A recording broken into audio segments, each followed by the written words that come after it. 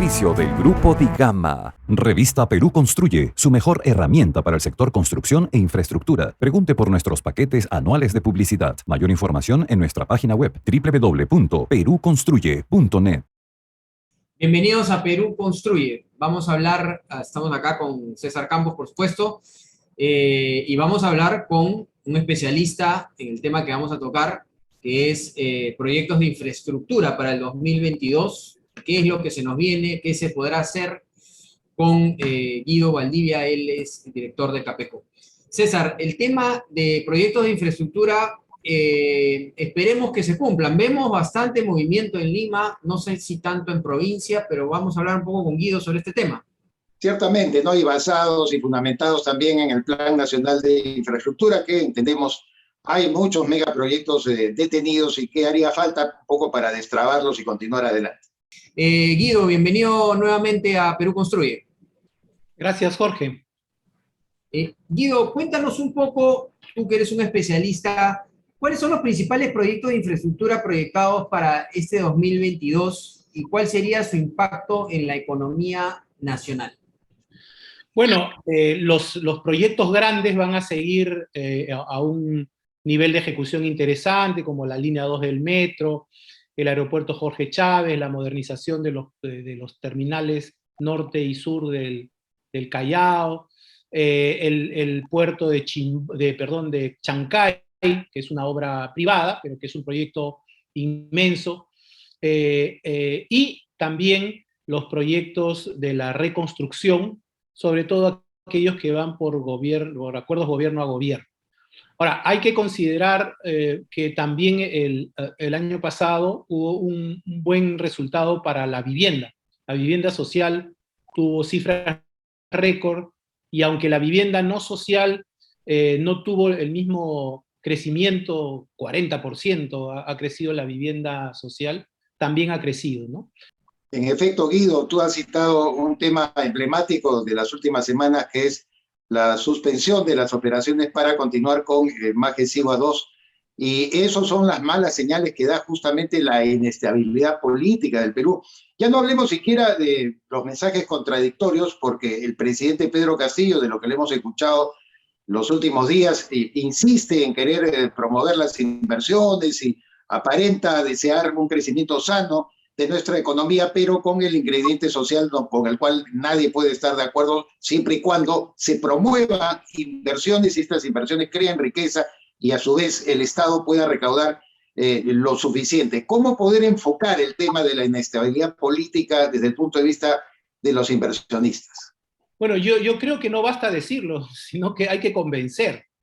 Y este es el principal problema. Tanto las empresas grandes, medianas y pequeñas, y los mismos grupos familiares, que son los que también invierten en su vivienda, en un auto, en bienes muebles, pues dudan, ¿no? Frente a tantos mensajes contradictorios y a pues vamos a decir, una autosatisfacción con resultados que son totalmente parciales, ¿no? Y que reflejan en una gran medida un efecto rebote, ¿no? Pero, pues, evidentemente, la generación de confianza es el requisito número uno para que se pueda recuperar la inversión. La previsión del Banco Central de Reserva de inversión privada para el próximo año es de crecimiento cero, perdón, para este año, 2022. Y hay algunas estimaciones que hablan de una caída de hasta 8% en la inversión, ¿no? Por ejemplo, en el sector construcción nosotros hacemos una encuesta bimestral y arroja que para este año la inversión en nuevos proyectos de construcción podría caer en 4%. Entonces es evidente que lo que necesitan es un shock de confianza. Ahora, Guido, vemos algunas obras como la línea 2, las primeras estaciones. Vemos, por ejemplo, el tema del bypass que va a ayudar a los vecinos de La Molina y Surco. Vemos, por ejemplo, el tema de la ampliación del metropolitano, la vía alterna Maravilla, este cuarto proyecto que está en marcha es la carretera Santa Ana, Santa María, Santa Teresa, puente hidroeléctrico Machu Picchu. Vemos también la autopista El Sol, ¿no? Que uniría Trujillo con Sullana.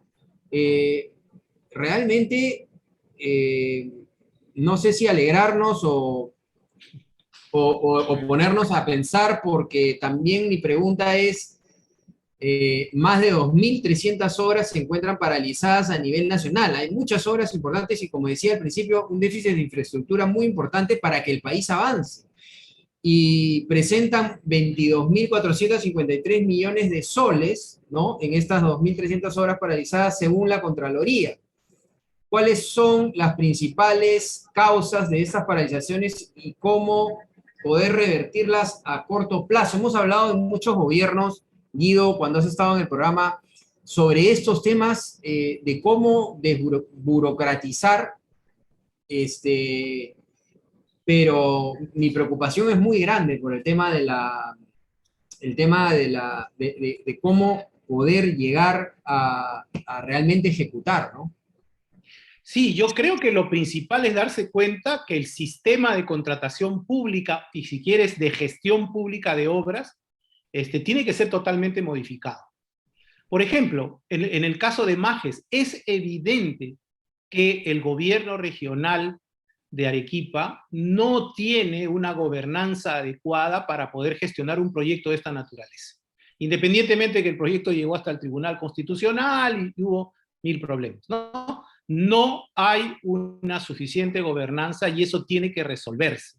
Nosotros postulamos que las entidades que van a ejecutar proyectos, en general, chicos, medianos o grandes, tengan un nivel de certificación, ¿no? Cuando uno es contratista del Estado, le piden que certifique ISO 1, ISO 2, ISO 3, en fin, ¿no? Miles de ISOs. Pero la contraparte del Estado no está preparada. Y por eso es que ocurren estos problemas. Primera cosa. Segunda cosa, naturalmente, una norma de contratación pública que pues es del siglo XIX y que no registra los avances tecnológicos que sí están en otras normas técnicas, perdón, en otras normas administrativas, como las que usa el gobierno británico, el gobierno francés, el gobierno coreano, en los proyectos de gobierno a gobierno que nosotros nos vemos obligados a contratar. Tercer problema, discrecionalidad de decisiones de funcionarios y precariedad a la vez, ¿no?, de estos funcionarios. Entonces, estas personas pueden poner las reglas que quieran y después, cuando tienen algún problema, todo lo mandan al arbitraje. Y el cuarto problema es justamente que el arbitraje se ha convertido en un cuello de botella.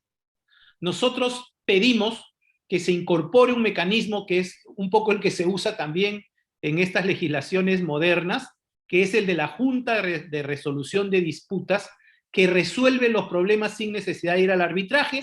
Se ha aplicado para determinadas obras y debería generalizarse. Con estos 4 puntos, creo que podría avanzarse bastante. Guido, brevemente, porque el tiempo es corto, la incidencia de dinamizar el sector minero también dentro del componente de infraestructura y construcción en el Perú, que sabemos que siempre impacta de manera determinante. ¿Cómo lo enfocas? ¿Cómo se debe favorecer esa inversión minera que, como en tiempos anteriores, una ampliación de Antamina, por ejemplo, impactó en 1% en el crecimiento del Producto Bruto Interno, o Toromocho recientemente? ¿Cómo lo enfocas tú? Ok, Yabeco. Bueno, en realidad el gobierno no puede ponerse de costado frente a posibles conflictos que haya entre la empresa y las comunidades y las autoridades locales. Yo creo que lo más importante es establecer un marco de trabajo en el momento en que se decide la inversión, no cuando se van a aprobar los estudios de impacto ambiental o cuando ya se va a empezar la obra. Esto tiene que implicar por lo menos 3 cosas. Un plan de desarrollo territorial para la zona de influencia directa e indirecta de los proyectos, un programa de inversiones en las que obviamente podrían colaborar las empresas, como se hizo, por ejemplo, en la ampliación Toquepala, que es una experiencia que yo conozco directamente, y tercero, un nivel de decisión relevante en esa zona. Nosotros hemos pedido en Capeco que en el corredor minero se constituya una entidad autónoma que tome decisiones de inversión y que negocie de verdad con la minera y con las comunidades la estrategia de desarrollo. Esto es como las antiguas corporaciones que se hicieron en los años 40 y que también se han hecho en otros países. No es posible que cuando hay un problema de esta naturaleza tenga que ir casi medio gabinete para ver si lo resuelve. Tiene que crearse una entidad autónoma donde haya un representante del presidente de la República con decisión, con capacidad y, por supuesto, con un nivel de gestión de excelencia. No se puede dejar el desarrollo del corredor minero a las municipalidades provinciales, que son muy débiles además en esa zona. Muy bien, muchas gracias por estar con nosotros, Guido. Súper claro en tus temas. Sabemos que el gobierno ve nuestro programa, esperamos que tome nota. Para eso es Perú Construye y Rumbo Minero, para ayudar a las personas que tienen que tomar decisiones para el futuro de todos los peruanos, trayendo a la gente técnica que sabe de los temas para poder exponer los puntos y de esa manera puedan tomar nota y tomar, como ya dije, buenas decisiones. Muchas gracias, Guido. Gracias a ustedes. César, tenías un anuncio que darnos. No nos vamos a despedir sin antes anunciarles a todo nuestro público televidente que si es proveedor o quiere ser proveedor del sector de infraestructura y construcción, tiene que participar en la nueva multiplataforma internacional, ojo, de información y promoción de sus productos o servicios en el Perú y en más de 30 países del mundo. Su nombre es Perú Construye Latam Construction, de tal manera que tome en cuenta ello para que pueda optimizar su negocio, repetimos, en el rubro de infraestructura y construcción. Bien, hemos llegado al final. Muchas gracias, César, como siempre, por estar con nosotros. Mencionarles, no se olviden, los sábados 9 de la mañana, domingos 6 de la tarde, tanto nuestro programa Rumbo Minero como nuestro programa Perú Construye, programas líderes hace 11 años, líderes tanto en minería como en construcción. A nombre del Grupo IGAMA, muchas gracias por estar con nosotros y los esperamos el próximo fin de semana. GSG Advisors, financiamiento para proyectos mineros. GSG Advisors, capital para ampliación de operaciones. GSG Advisors, portafolios de inversión del sistema financiero norteamericano. GSG Advisors, alternativas seguras de primer nivel para su compañía. GSG Advisors, en Norteamérica, pensando en el Perú.